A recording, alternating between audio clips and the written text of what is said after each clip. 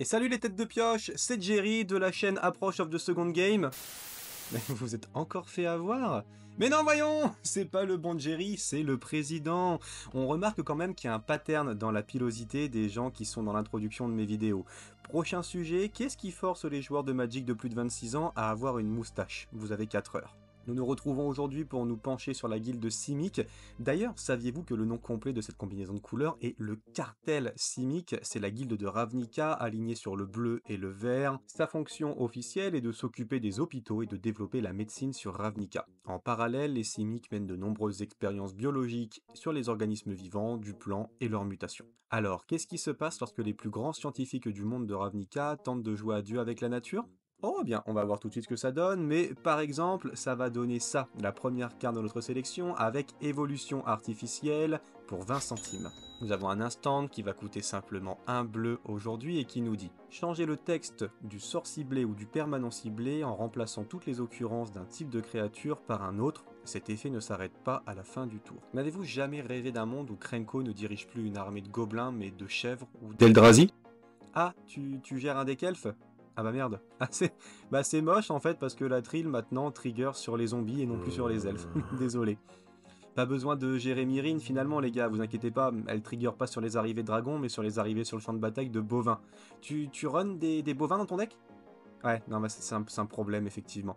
Bref, vous l'aurez compris, Évolution Artificielle est une carte des plus étranges qui va vous permettre tout un tas d'interactions. Par exemple, il est possible de diminuer l'intérêt d'une bannière en patchwork ou de toute autre carte qui va buffer un ensemble de créatures en changeant la tribe ou le clan dont il est question. C'est un effet qui est défini tant que le permanent ciblé reste sur le champ de bataille. Il peut être intéressant d'offrir de la récursion à cette carte dans votre cimetière afin de pouvoir multiplier les cibles et ainsi complètement détruire le plan de jeu de votre adversaire si fan de clan.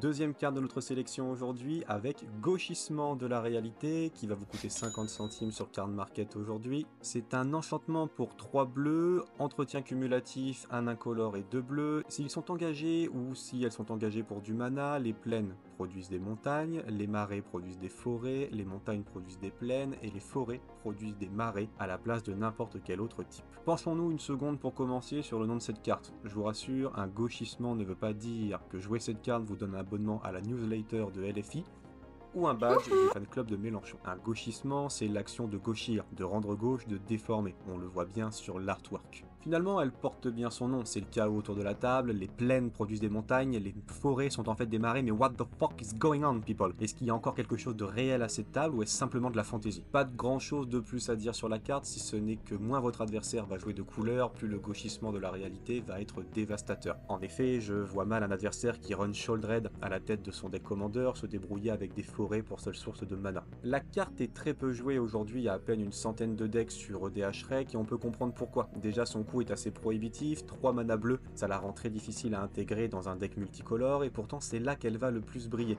Bon, enfin, briller, c'est un bien grand mot, on est plus sur un pâle soleil de fin janvier à Roubaix plutôt qu'un mois d'août bien exposé à Nice. L'entretien cumulatif ne lui donne que peu d'espérance de vie, une pièce de stack à oublier mais qui est totalement mémorable cela dit, effectivement je pense qu'elle peut marquer les esprits lorsqu'elle est utilisée à bon escient. On continue maintenant, on a vu les cartes bleues, on s'attaque aux cartes colorité Simic avec le corpus de recherche à peine 30 centimes aujourd'hui pour ce rituel qui va coûter 3 mana vert, 3 mana bleu et qui nous dit créer un jeton de créature 0-0 verte et bleu fractal, mettez X marqueur +1/+1 sur lui, X étant le nombre de cartes dans votre bibliothèque. Déjà, j'aime beaucoup le coût en mana. Je trouve que 3 verts et 3 bleus, ça rend bien, c'est harmonieux. Ça se paye facilement dans un deck Simic. Bon, pas de quoi se mettre des grandes claques dans le dos, mais j'avais envie de partager avec vous mon amour pour cette distribution de mana. Le plus drôle dans le corpus finalement, ça va être bien sûr le moment de compter votre bibliothèque. Je vous invite forcément à faire travailler vos amis, diviser votre total de bibliothèque en 4, leur passer un tas et mettre les copains au charbon avant de faire une simple addition et de voir votre corpus devenir une créature fractale avec énormément de nombre de marqueurs +1/+1. Il y aura peut-être un petit malin qui va vous dire bah non, on va plutôt soustraire le nombre de cartes que tu as déjà sorti de ton deck, ce sera plus simple. Ne l'écoutez pas. Ne l'écoutez pas, compter c'est rigolo. Ok? Faire travailler les copains c'est toujours rigolo, on va faire comme on avait dit à la base. Non, pas de ça chez nous. Et parce que le rôle du président c'est aussi de vous aider à vous coucher moins bête, une fractale c'est un objet géométrique infiniment morcelé dont les détails sont observables à une échelle arbitrairement choisie. Vous faites ce que vous voulez de cette information finalement. On connaît tous la faculté du cartel de Simic pour manipuler et mouvoir les compteurs +1/+1. Ça vous donne une bonne réserve et de quoi faire des bêtises. Continuons maintenant avec Marche vers l'Ouest pour 10 centimes à l'heure actuelle pour cet instant qui va vous coûter 2 incolores et 1 Simic. Volonté du conseil, en commençant par vous, chaque joueur vote pour renvoyer ou embarquer. Si renvoyer obtient le plus de votes, chaque joueur renvoie dans sa main jusqu'à 2 cartes de son cimetière, puis vous exilez les voiles vers l'ouest. Si embarqué obtient plus de votes ou que les votes sont à égalité, chaque joueur se défausse de sa main et pioche cette carte. J'ai trouvé pendant mes recherches pléthore de cartes qui vous font voter en Simic, à l'instar du commandant qui se prête le plus à l'exercice sur cette colorité, Galadriel.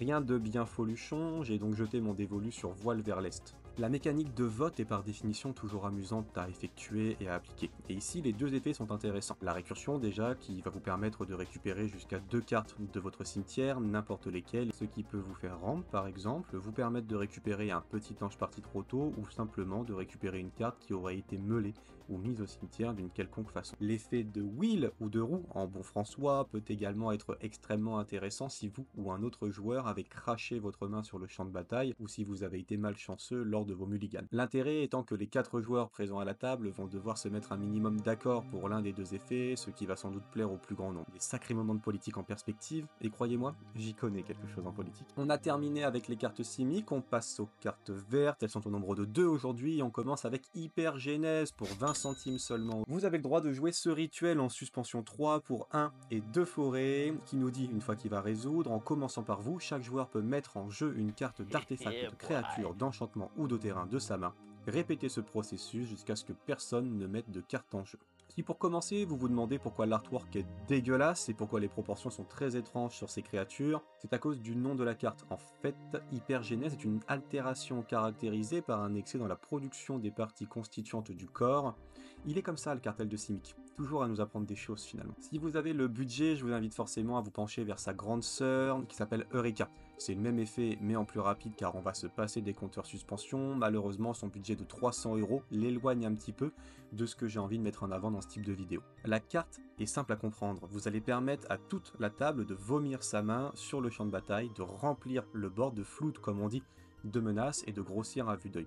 Ce qui est particulièrement rigolo avec cette carte, c'est qu'elle est annoncée 3 tours à l'avance. En effet, lorsqu'une carte est mise en suspension, elle est exilée avec le nombre de counters indiqué sur la carte, mais face visible, car l'exil est une zone publique. Tout sur votre table, c'est donc que dans 3 tours, c'est la fête à la saucisse. Coup de 3 mana, la rend jouable tôt dans la partie, surtout en vert, et va permettre de rythmer différemment la partie. Allez-vous plutôt voir votre table conserver ses ressources, attendre de pouvoir dégueuler sa main, ou au contraire, peut-être de jouer comme si de rien n'était, parce qu'ils ont un contre en main. Oui, n'oublions pas, une carte qui résout en suspension peut toujours être contrée. Et enfin, on termine cette rapide sélection aujourd'hui avec Bagarre de Bar qui va vous coûter à peine 2 centimes pour ce rituel coûtant 1 et 1 vert. Une créature ciblée que vous contrôlez se bat contre une créature ciblée que l'adversaire de gauche contrôle, puis ce joueur peut copier ce sort et peut choisir de nouvelles cibles pour la copie. Ça c'est une carte qui peut, avant même que la partie commence, vous faire réfléchir sur le plan de table. Avec Bagarre de Bar, déjà j'aime beaucoup le nom de la carte, vous le remarquerez, qui est aux antipodes de ce que les cartes que je vous conseille dans cette série de vidéos cherchent à faire. Simple à comprendre, diablement efficace quand on connaît la capacité du vert à produire de grosses créatures.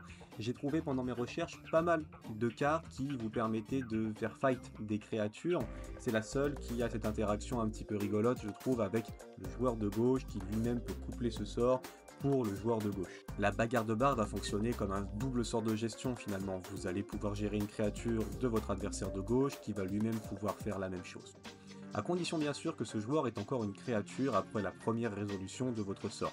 Il peut être intéressant par exemple de simplement de cibler un dork ou une créature utilitaire que votre joueur de gauche contrôle, afin que ce dernier ait toujours une grosse bébête de présente pour pouvoir aller taper lui-même à sa gauche.